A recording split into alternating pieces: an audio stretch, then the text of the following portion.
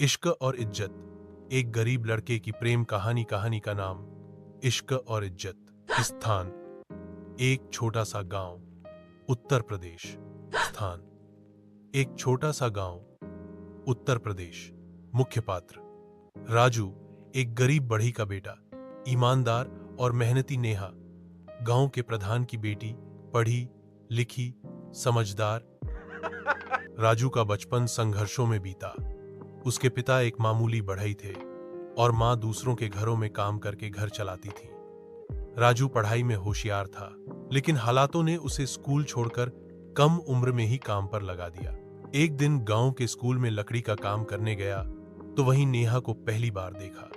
नेहा ने जब उसकी आंखों में देखा तो उसे बाकी सब लड़कों से कुछ अलग लगा। सीधे सादे कपड़े, लेकिन आत्मसम्मान से भरी आंखें। मुलाकातें और मोहब्बत। कुछ मुलाकातों के बाद दोनों में बातचीत होने लगी। नेहा को राजू की ईमानदारी और सोच पसंद आने लगी। राजू को नेहा का सादापन और समझदारी भा गई। गांव की गलियों में कभी किताब के बहाने, कभी पानी भरते हुए, कभी स्कूल के बाहर मुलाकातें होती रहीं और दोनों के दिल करीब आने लगे। परिवार की दीवारें। जब नेहा के पिता को इस रिश्ते का पता चला तो घर में तूफान आ गया।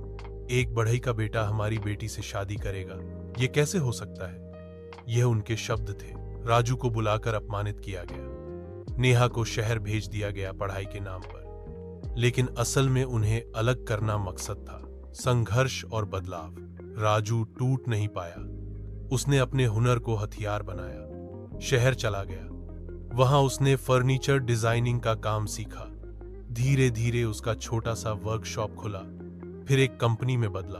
5 साल बाद वही राजू अब एक सफल युवा उद्यमी बन चुका था। अंतिम मोड़। एक दिन गांव में नेहा की शादी की बात चली। लड़की ने 2 टूक कहा, अगर शादी करूंगी तो राजू से, वरना नहीं।